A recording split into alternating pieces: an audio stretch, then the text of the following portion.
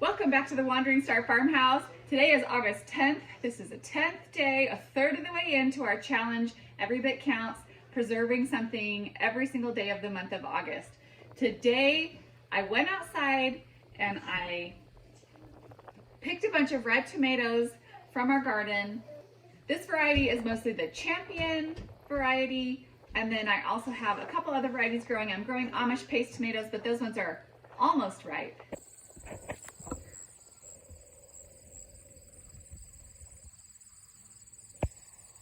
So what I'm going to do is just wash up tomatoes, dice them up, chop them up, throw them into the roasting pan, and we'll just let them cook down and just lose a lot of their moisture and turn it into sauce. This roasting pan was a tip that I got from other homesteaders on YouTube, and it really is very effective.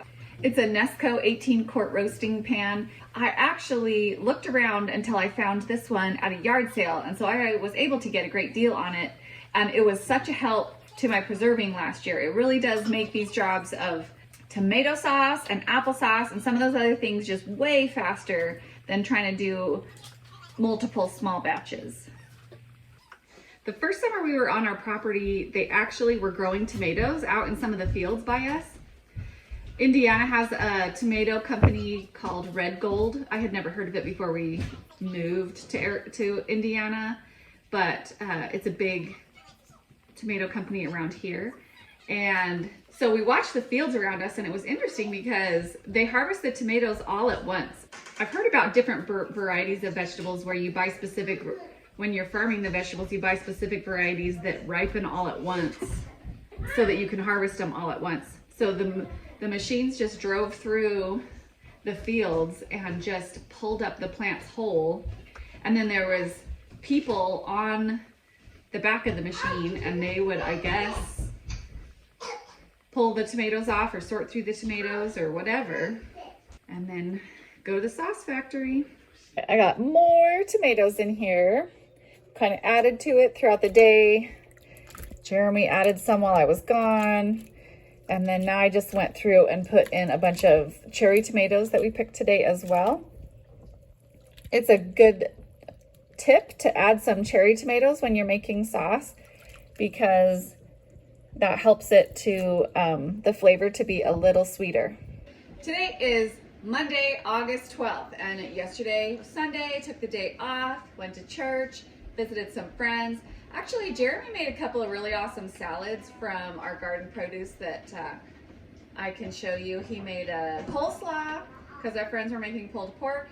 And then he also made this salad he's made a couple times now that's like tomato and cucumber and chickpea. Anyways, those are delicious. We love eating the food fresh that's coming out of our garden right now, but also we are preserving it for the off season. So I've got this heating back up today, and I'm going to go ahead and do my immersion blender to blend it all up, and I'll let it boil down for a while longer, and then we'll get it into jars. So that's the goal for that today. And yes, my immersion blender is being held together by duct tape.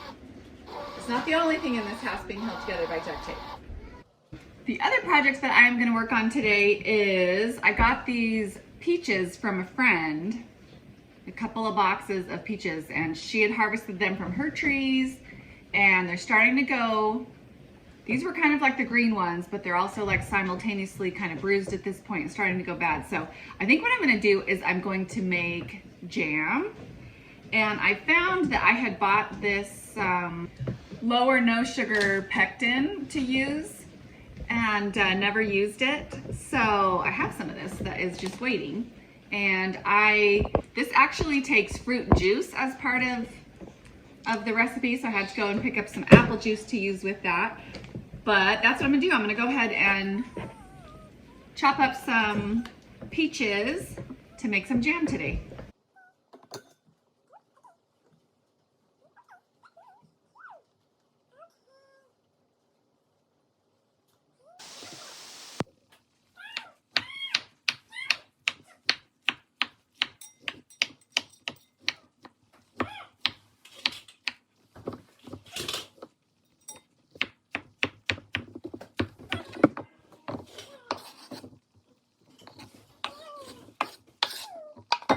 peach jam can be pretty bad about like separating when you make the jam and all the peach rising up to the top, all the fruit rising up to the top. So I've read that, you know, one way to help with that a little bit is to not just chop the peaches, but to mush them as well. And I still get separation, but I think it is a little bit better about keeping it distributed through the jam a little better. Jam recipes are really finicky. If you're making jam, you really need to just follow whatever instructions are on the pectin that you're using. I am adding a little bit of lemon juice that's called for. This also helps preserve the color along with adding acidity. And then I added that juice that it called for, and I'm stirring in the pectin and bringing it to a rolling boil for 1 minute before I start putting it into the jars.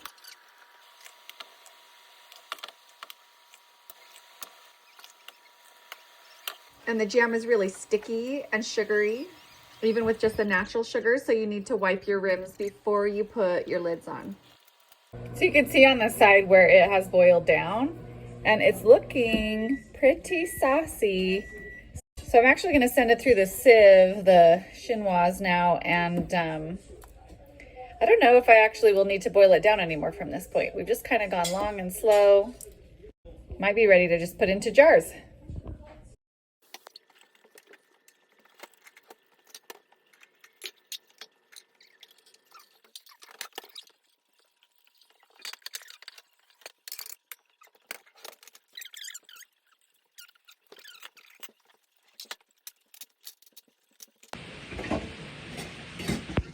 Let's see, I need the ladle.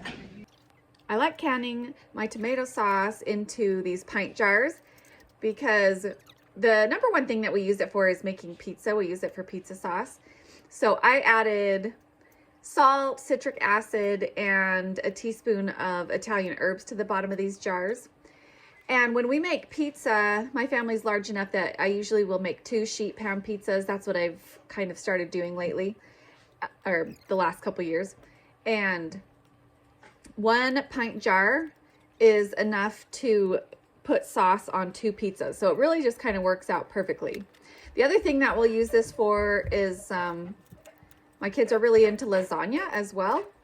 And any other kind of pasta you could use this tomato sauce for.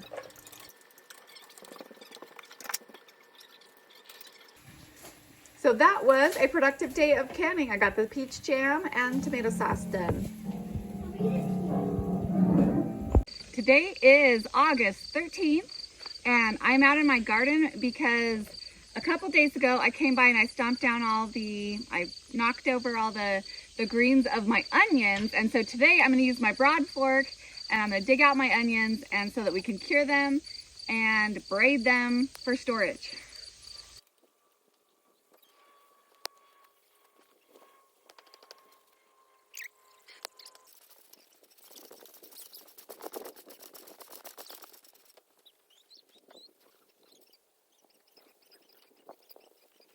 So it turns out I don't need to use the broad fork. They're really just sitting right on top of the soil. I'm gonna be broad forking it afterwards so that I can get planting in there for the fall, but these onions are coming out pretty easy.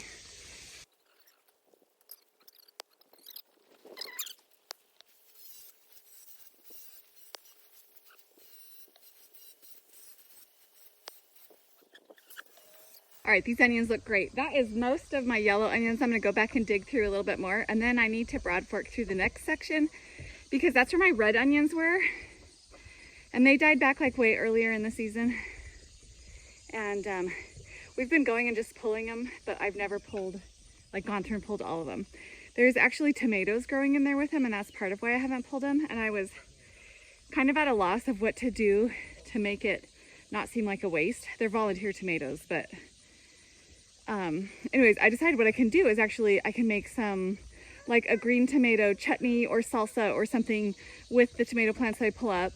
And so then it won't be like I'm wasting.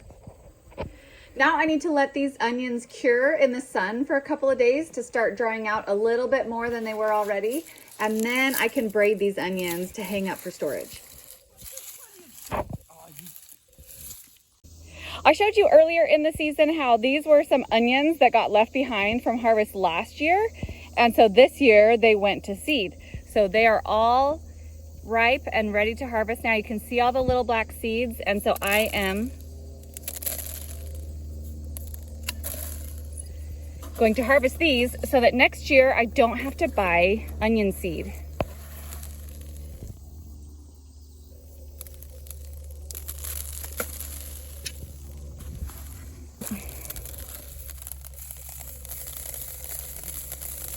I'm really happy about that. That was unexpected, unplanned, but you take advantage of it.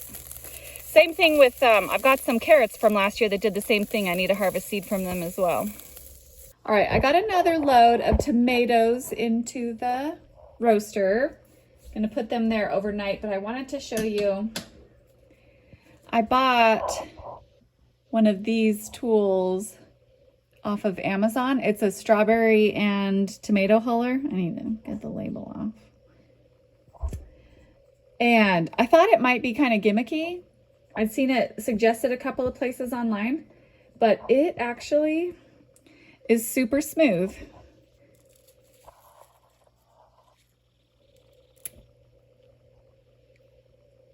So I'm pleased with buying that little kitchen gadget. I made quick work of these tomatoes tonight. Today is Wednesday, August 13th, and today I sat down to use up the rest of that box of peaches that I had because they were definitely starting to go bad. That's not a problem. Our friends gave us this box. They knew that we had animals that could eat any of the scraps or leftover or rotten ones, half rotten ones. So, but I did want to get all that I could for us to use. So I just peeled the skins off and sliced them up and added a little bit of lemon juice and sugar.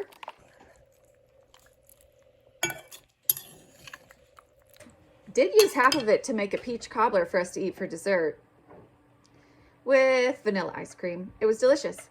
But then I took the other half and I put those in a freezer bag.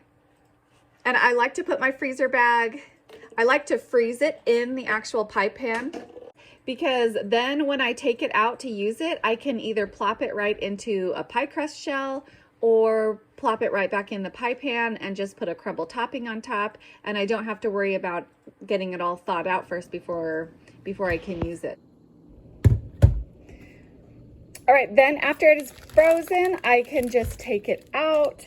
Sometimes the syrup on the bottom doesn't freeze because it's got such like a high sugar content. But so it kind of stays a little bit slushy down there. But now I have a peach cobbler peach pie ready to go.